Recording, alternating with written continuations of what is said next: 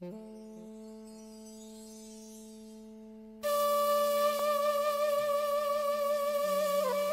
الله الرحمن الرحیم. اللهم صل على محمد و آل محمد. وقتو که تشی یا رسول زینب و بتول بیرمایی، حسن و حسین بی ملول گلستون ده گل بیرمایی. تو دما حیدار کرار، بلال و سلمان و عمار، کلمه عدالت ذوالفقار، بورونی بلبل بیرمایی. کوم و کلفت ماجیر انصار، دوستی تو اولادی غفار، امنورا بیگ حتا وسار، چر موسیم سرگل بیرمایی.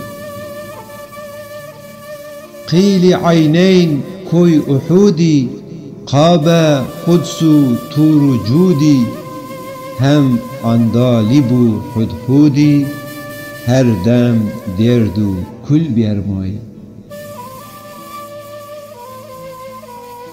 جورا استاره احمدی، جیرا کوثر محمدی، هم صلواتی اشدی، رنگ به رنگ شنگل بیرمایی.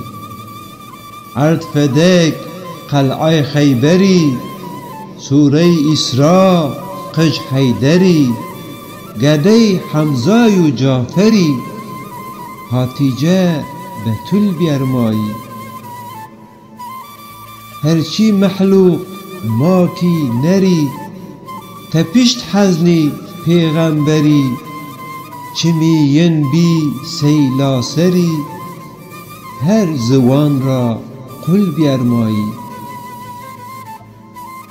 عبدی عردون و عزمونی، جنی ملکی انسونی، دشتی چولی کوی زوزونی، دارو برو ول بیرمایی. آیتو سوره قرعونی، عرش و فرشت واری گونی، قلب و چمی قالی زونی، اهل بیت رسول بیرمایی.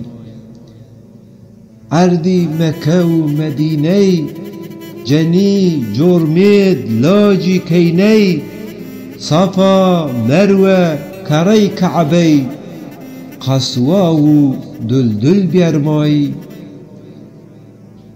هیرا و ثور جومی کوبا، استون کسرا گولی سبا، شاشا کهوی حسیر عبا، طیر ابابیل بیرمایی. هوار گدی ای مجرا حزن یوی نیدی، عالم تیدر هیدی گلک ملول بیرمایی. شاعر و شعر و قصیده، کلامی قلمی کلمه، بستکار بلوری بسته، پی بیو اوصل بیرمایی، پی بیو اوصل بیرمایی.